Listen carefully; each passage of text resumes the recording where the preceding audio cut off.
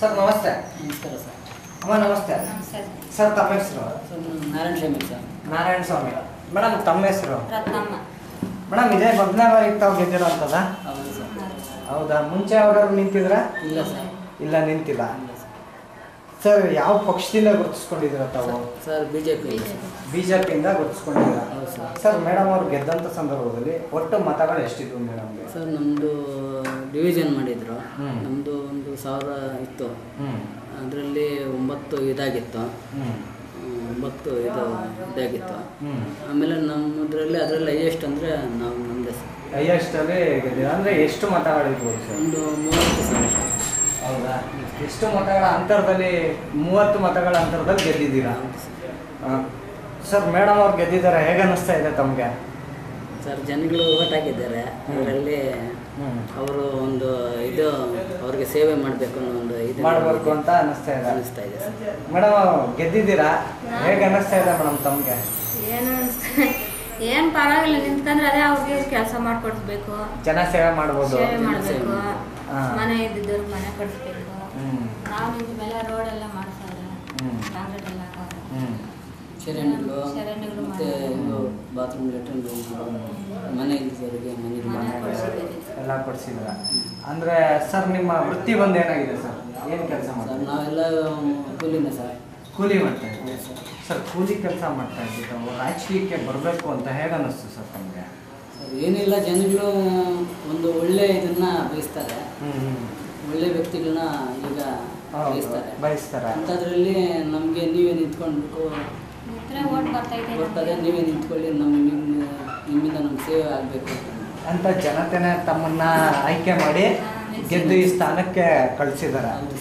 Sir ತಾವು ಗೆದ್ದಂಥ ಸಂದರ್ಭದಲ್ಲಿ ಗೆದ್ದು ಈಗ 3 ವರ್ಷ ಕಳೆದಿದೆ, ಏನೆಲ್ಲ ಅಭಿವೃದ್ಧಿ ಕಾರ್ಯಗಳನ್ನ ಮಾಡಿರೋಂಥದ್ದು ತಾವು? ಸರ್ ರಸ್ತೆ ಅಭಿವೃದ್ಧಿ ಮಾಡೈತೆ, ಮತ್ತು ಲೆಟ್ರಿನ್ ರೂಮ್ಗಳು ಮತ್ತು ಮನೆಗಳು ಈ ಥರ ಎಲ್ಲ ಮಾಡಿಸ್ತೇವೆ.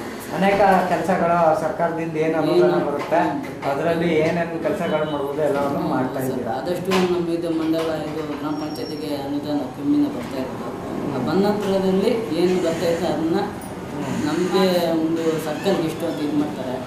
ಬಂದಂಥ ಇದರಲ್ಲಿ ನಾವು ಇದು ಮಾಡಿಸ್ತೇವೆ. ಆದಷ್ಟು ಕೆಲಸಗಳು ಮಾಡಿಸ್ತಾ ಇದ್ದೀರಾ ಸರ್. ಮುಂದೆ ಇನ್ನೂ 1.5 ವರ್ಷ ಕಾಲಾವಧಿ ಇದೆ, ಏನೆಲ್ಲ ಕೆಲಸ ಕಾರ್ಯಗಳು ಮಾಡಬೇಕು ಅಂತ ತಾವು ಅಂದ್ಕೊಂಡಿರೋಂಥದ್ದು? ಸರ್ ಸರ್ಕಾರದಿಂದ ಅನುದಾನ ಹೆಚ್ಚಾಗಿ ಕೊಟ್ಟರೆ ಅಲ್ಲಿ ಬೇಕಾದಂಥ ಒಂದು ಕಾಮಗಾರಿಗಳು ಇವೆ, ಮತ್ತು ಮನೆ ಇರ್ಬೋದು, ಒಂದು ಇನ್ನೂ ಬೇರೆ ಇತರೆ ಇರ್ಬೋದು. ಸರ್ಕಾರದಲ್ಲಿ ಏನು ಆದೇಶ ಬರ್ತದೆ ಈ ಥರ ಮಾಡಿಸಿದ್ದ ಆ ಥರ ಬಂದಂಥದನ್ನ ನಾವು ಮಾಡಿಸೋದಕ್ಕೆ ಅದೆಲ್ಲ ಮಾಡಿಸ್ತಾ ಇದ್ದೀರಾ? ಮಾಡಿಸೋದಕ್ಕೆ ಸರ್ ತಾವು ರಾಜಕೀಯಕ್ಕೆ ಬರಬೇಕು ಅಂದರೆ ತಮ್ಮ ಮುಂಚೆ ಯಾರು ನಿಮ್ಮ ಕುಟುಂಬದಲ್ಲಿ ರಾಜಕೀಯದಲ್ಲಿದ್ರಾ ಅಥವಾ ನೀವೇ ಮೊದಲನೇ ಬಾರಿಗೆ ರಾಜಕೀಯಕ್ಕೆ ಬಂದಿರೋಂಥದ್ದು? ಸರ್ ಇದೇ ಸ್ಟಾರ್ಟಿಂಗ್ ಇಲ್ಲ ಸರ್, ನಮ್ಮ ಕುಟುಂಬದವ್ರು ಯಾರೂ ಇರಲಿಲ್ಲ, ನೀವೇ ಮೊದಲನೇ ಬಾರಿಗೆ ಬಂದಿದ್ದೀರಾ. ಸರ್ ನಿಮ್ಮ ಊರಿನ ಜನತೆ ನಿಮ್ಮ ಹತ್ರ ಬಂದು ಯಾವುದ್ರ ಬಗ್ಗೆ ಹೆಚ್ಚಿನ ಸಮಸ್ಯೆ ಕೇಳ್ತಾ ಇದ್ದಾರೆ, ಹೇಳ್ಕೊಳ್ತಾ ಇದ್ದಾರೆ? ಸರ್ ಹೆಚ್ಚಿನಾಗಿ ಅಂತಂದರೆ ಕೆಲವ್ರಿಗೆ ಮನೆಗಳೇ ಇಲ್ಲ, ಮನೆಗಳು ಇಟ್ಕೊಳ್ಳೋಕ್ಕೆ ಹೇಳ್ತಾರೆ. ಕೆಲವರು ರೇಷನ್ ಕಾರ್ಡ್ಗಳ ಬಗ್ಗೆ ನಮಗೆ ರೇಷನ್ ಕಾರ್ಡ್ ಇಲ್ಲ, ರೇಷನ್ ಮಾಡಿಸ್ಕೊಡಿ ಅಂತ ಹೇಳ್ತಾರೆ. ಮತ್ತು ಇನ್ನೂ ಕೆಲವರು ಒಂದು ಓಲ್ಡ್ ಪೆನ್ಷನ್ ವೃದ್ಧಾಪ್ಯಗೆ ಓಲ್ಡ್ ಪೆನ್ಷನ್ ಮಾಡಿಸ್ಕೊಡಿ ಅಂತ ಹೇಳ್ತಾರೆ. ಅವ್ರಿಗೆ ಏನು ಬೇಕೋ ಕಷ್ಟ ಅಂತ ಜನತೆ ನಿಮ್ಮ ಬಳಿ ಏನು ಕಷ್ಟ ಹೇಳ್ಕೊಂಡು ಬರ್ತಾರೆ ಅದಕ್ಕೆ ನಾವು ಸ್ಪಂದಿಸಿ ಕೆಲಸ ಕಾರ್ಯಗಳನ್ನ ಮಾಡ್ತಾ ಇದ್ದೀರಾ. ಸರ್ ನಿಮ್ಮ ಈ ಸ್ಥಾನಕ್ಕೆ ಬರಬೇಕು ಅಂದರೆ ತಮಗೆ ಸ್ಫೂರ್ತಿ ಅಂತ ಯಾರು ಇರೋಂಥದ್ದ? ರಾಜಕೀಯ ಗುರುಗಳು ಅಂತ ಯಾರು ಇದ್ದಾರಾ? ಇದ್ದಾರೆ ಸರ್. ಯಾರು ಸರ್ ಅವರು? ಸರ್ ನಮಗೆ ಮೊದಲು ನಮಗೆ ರಾಜಕೀಯ ಅನ್ನೋದು ಏನು ಅರಿವಿರಲಿಲ್ಲ.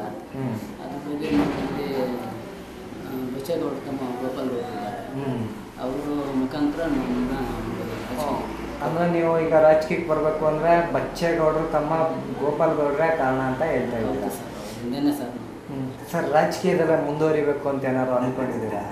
ಏನಿಲ್ಲ ಸರ್, ಜನಗಳು ಒಂದು ಇದ್ರ ಮೇಲೆ ನಾವು ಬಂದಿರೋದು. ಹೌದು, ಜನಗಳು ಒಂದಿಷ್ಟು ಕೋಆಪರೇಷನ್ ಕೊಟ್ಟು ಮಾಡಬೇಕು. ನೀವೇ ಗೆಲ್ಲಿ ನೀವೇ ಬೇಕು ಅಂತ ಹೇಳಿದ್ರೆ ಇದೇ ರೀತಿ ಮುಂದುವರಿತೀರಾ?